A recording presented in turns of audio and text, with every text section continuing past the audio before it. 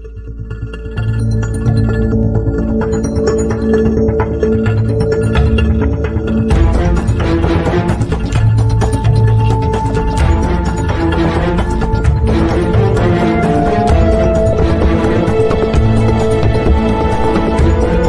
semuanya, ketemu lagi dengan Skandal Jepit.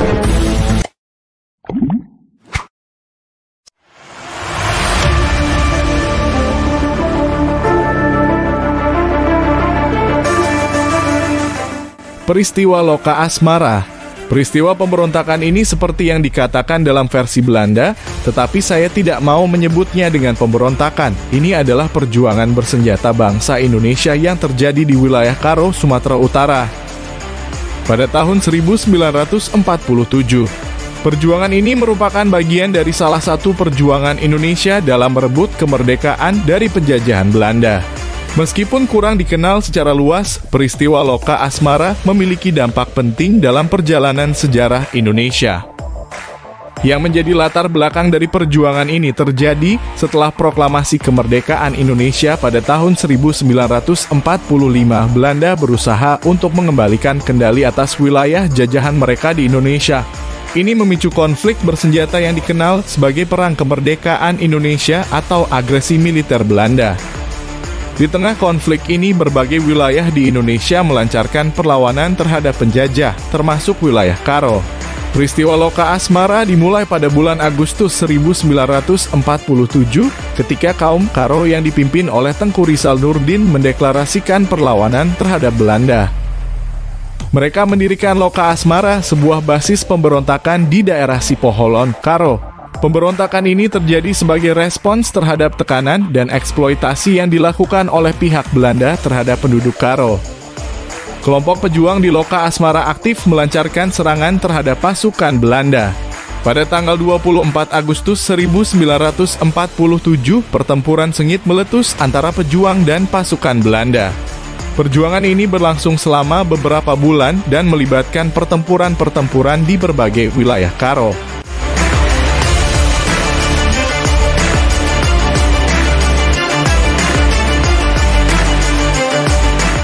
Perlawanan yang dipimpin oleh Tengku Rizal Nurdin merupakan bagian dari perjuangan Indonesia dalam merebut kemerdekaan dari penjajahan Belanda.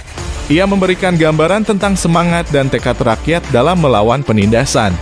Peristiwa Loka Asmara memberikan gambaran tentang semangat perlawanan dan tekad rakyat Indonesia dalam melawan penjajahan. Meskipun perlawanan ini tidak berhasil mengusir Belanda sepenuhnya, pemberontakan ini menjadi bagian dari perjuangan umum dalam meraih kemerdekaan. Tengku Rizal Nurdin melancarkan serangan-serangan terhadap pasukan Belanda di wilayah Karo. Mereka menggunakan taktik gerilya dan serangan mendadak untuk merusak kendali Belanda dan menunjukkan perlawanan rakyat terhadap penjajah. Pada akhirnya Belanda berhasil mengatasi perlawanan ini dengan memobilisasi pasukan besar-besaran. Tengku Rizal Nurdin ditangkap oleh pasukan Belanda dan dieksekusi pada tahun 1948.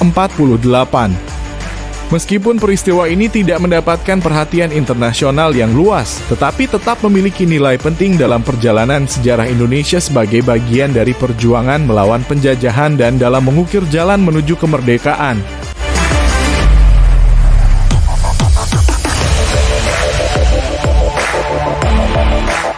Perlawanan ini dipimpin oleh Tengku Rizal Nurdin, adalah tokoh yang terlibat dalam perlawanan melawan penjajahan Belanda di Indonesia, khususnya dalam peristiwa pemberontakan Loka Asmara di wilayah Karo, Sumatera Utara. Perlawanannya merupakan bagian dari upaya rakyat Indonesia dalam merebut kemerdekaan dari cengkeraman kolonial Belanda. Tengku Rizal Nurdin adalah seorang tokoh pejuang yang memiliki peran penting dalam merencanakan dan memimpin perjuangan Loka Asmara. Loka Asmara adalah basis perjuangan yang didirikan oleh Tengku Rizal Nurdin dan rekan-rekannya di daerah Sipoholon, Karo. Basis ini menjadi pusat koordinasi dan tempat perencanaan serangan terhadap pasukan Belanda pada saat itu. Tengku Rizal Nurdin, yang juga dikenal dengan panggilan Raja Berayan, adalah seorang tokoh pejuang dan pemimpin perlawanan di wilayah Karo.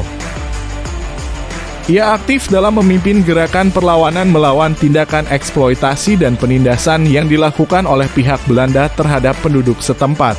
Dalam konteks peristiwa Loka Asmara, Tengku Rizal Nurdin adalah salah satu tokoh kunci yang memimpin kaum Karo dalam mendirikan Loka Asmara, sebuah basis perlawanan di daerah Sipoholon. Di bawah kepemimpinannya, perlawanan ini dilancarkan sebagai respons terhadap tindakan Belanda yang mencoba mengendalikan wilayah-wilayah Indonesia. Tengku Rizal Nurdin dan pasukannya melancarkan serangan terhadap pasukan Belanda dalam upaya untuk melawan penjajah.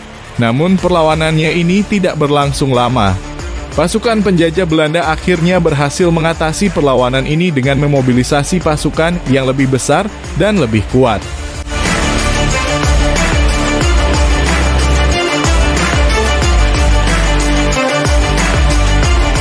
Tengku Rizal Nurdin ditangkap oleh pasukan penjajah Belanda pada tahun 1948 dan kemudian dihukum mati. Meskipun perlawanannya tidak berhasil mengusir Belanda sepenuhnya dari wilayah Karo, ia tetap dikenang sebagai tokoh yang berjuang untuk kebebasan dan martabat rakyatnya melawan penjajahan. Pemberontakan dan perlawanan seperti yang dipimpin oleh Tengku Rizal Nurdin merupakan bagian integral dari perjuangan Indonesia dalam merebut kemerdekaan dari penjajahan Belanda. Meskipun peristiwa ini mungkin kurang dikenal secara luas, ia memberikan gambaran tentang semangat dan tekad rakyat dalam melawan penindasan dan mengejar kemerdekaan.